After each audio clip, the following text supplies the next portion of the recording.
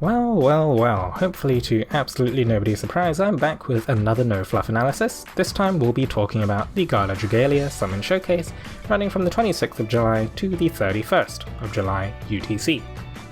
This time round, we're joined by the 5-star Shadow Wand, Gala Cleo. Cleo has finally uncovered her ears and brings to us her first skill, Ancient Ray.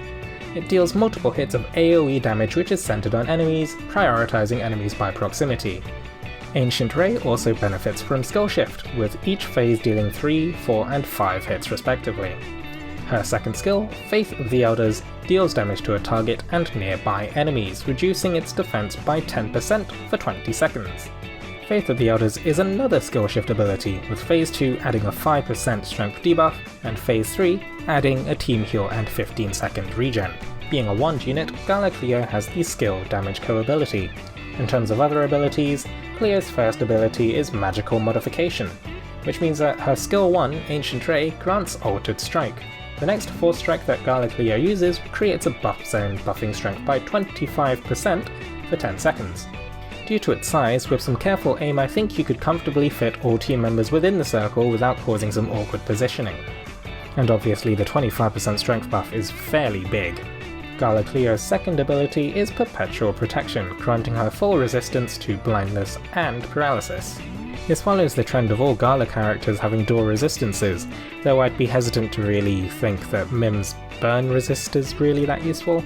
Anyway, Gala Cleo's third ability is Skill Prep 100%. Overall, Gala Cleo is an incredible support powerhouse, with her Altered Strike granting the 25% strength buff with some careful positioning, and her second skill, Faith of the Elders, always debuffing defense by 10%, combining the two skills means that you'll increase your team's damage output by 37.5%, although only for short periods of time.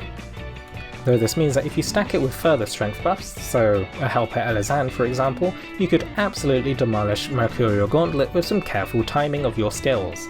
Overall, Gala Cleo's supportive power should be able to allow her to contribute incredible amounts of overall team DPS. Due to the inherent synergy between stacking buffs and debuffs, depending on Gala Cleo's skill point costs, it might actually be worth it to hold onto skills for a boss's break phase. Overall, I think Gala Cleo should be a welcome powerhouse that would be suitable for any team looking to tackle any kind of content. And of course, being a Gala Dragalia banner, the other Gala characters are also in the pool, which means Gala Sarisse, Ranzal and Mym are up for grabs, although not rate up. You're as likely to pull those 3 characters as any other 5-star unit.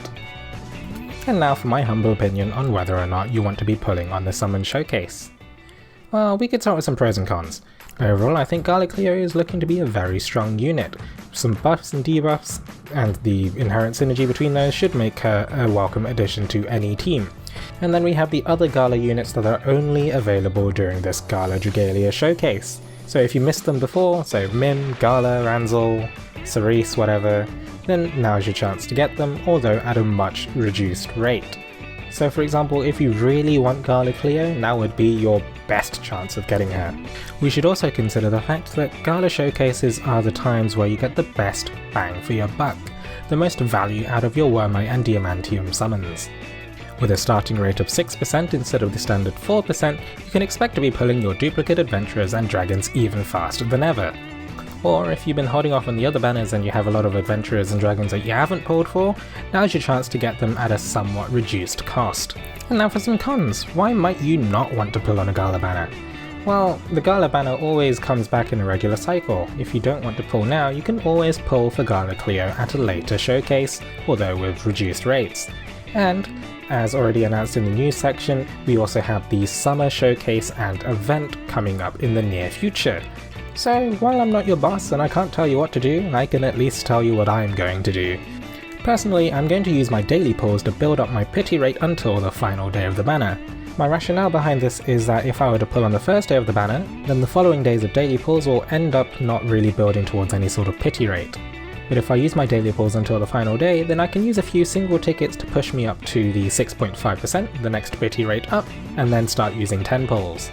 I'm also going to hold on to a reserve. Since I know that there is the Summer Showcase upcoming and I'm not entirely sure whether or not it's limited, then I'm going to hold on to about half of my Wormite to reserve for pulls in the future. Although if I were to pull Gala Cleo a bit earlier, I might use even less. Well, assuming I pull Gala Cleo. You know how it is. Anyway, thank you very much for watching until the end of the video, and I wish you luck in your upcoming pulls.